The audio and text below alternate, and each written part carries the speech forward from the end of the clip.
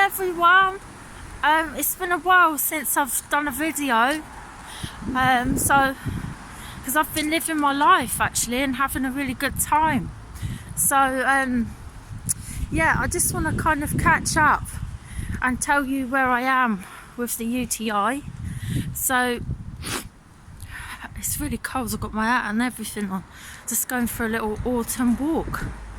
So I actually believe I'm cured, and the reason why that is a few months ago, I think I was doing a lot of videos and saying that I was constantly flaring, and I'd been flaring for months. So I thought, okay, let's get to the bottom of this. Let's start thinking holistically about things. So I went to see a pelvic floor physiotherapist who examined me internally, and she actually said that I was very, very tight inside. And what was interesting is I could feel that she was actually, when she was doing the examination on me, that internally I felt tighter on the left side as to the right. And on the left side, sorry, there's like a rave going on here. Woo! Scaffolding. People working there.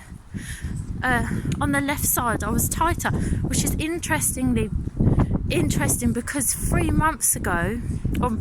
years ago, I had a hip injury. I was doing a lot of running, and on my left hip, I pulled it in 3 places. So I thought, well, that is interesting, isn't it? So is this more physiological than kind of bacterial, as to why I'm experiencing symptoms? Now, what she said to me is that just because if your pelvis is tight, it will feel like you've got a UTI because it's so tight. And she was explaining that the pelvis is an emotional muscle. So whenever you feel stress or whatever, it can manifest in the pelvis. And just because, there's inflammation doesn't mean that there's an infection. It could just be more physiological. Now, initially I thought, yeah, whatever. I told her all about Professor. She knew all about Professor, and she was very complimentary of his work. She has been doing her role and researching as a pelvic floor physiotherapist about different procedures and things for over 20 years. So she when she explained all this, and she then recommended that I look into somebody called Jilly Bond, who's a pelvic floor physiotherapist, who's very science-based. It's not like both of them were kind of saying that Professor was wrong or anything like that. She said, yes, there's definitely a role for antibiotics if you've got an embedded infection, but it's not potentially the whole story. So she gave me some exercises to do, which involved squeezing my pelvic floor for 10 seconds and then releasing for 10 seconds, doing that 10 times a day. And also, I've had a lot of trauma in my life, and interestingly enough, I read a book about trauma, and that sometimes trauma can manifest in certain body parts because the mind-muscle connection is so strong. So I was sexually abused when I was a teenager, and it's just very interesting that where I experience pain in my pelvis is related to that. So I've been having counselling as well, and looking at EMDR therapy. I mean, I've spent a fortune on this. It's just as well I work full time and can afford to do that, but it's not been easy. And I think this is the problem we have, is that the tests utilised to detect whether or not someone's got a UTI in itself are really bad. They're fallible. And then I think we don't assess people holistically.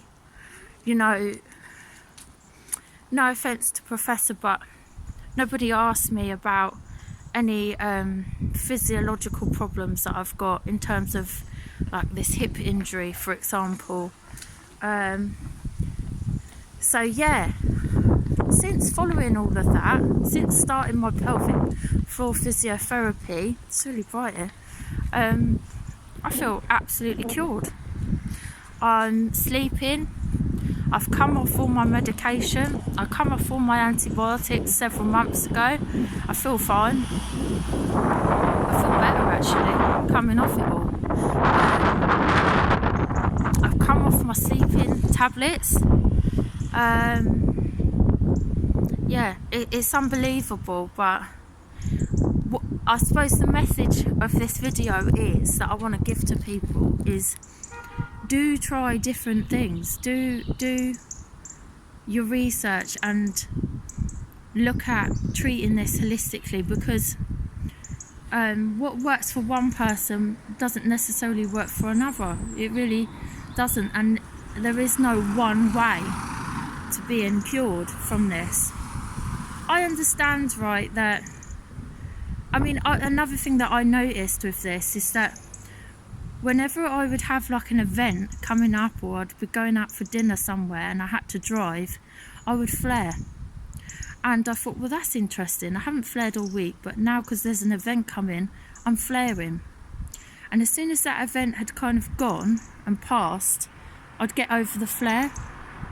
So that kind of was another cue that this is kind of a lot to do with my mind and how I experience stress in my body. And there's kind of lots of different methods and schools of thoughts around how we perceive pain in our body. So yeah, I feel cured.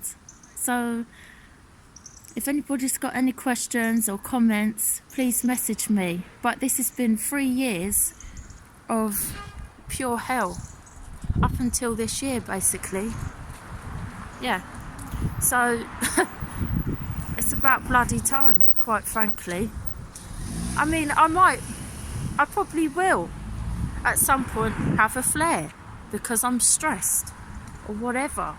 But what I've found is that if I feel a bit niggly down there, I will take myself off for a walk, do my exercises, the holding it in, releasing, and it seems to really loosen it off, and I don't flare. After like a good half an hour walk, it's so bright here, I feel like it works. It's amazing, and that's my, so I'm going to carry on doing that.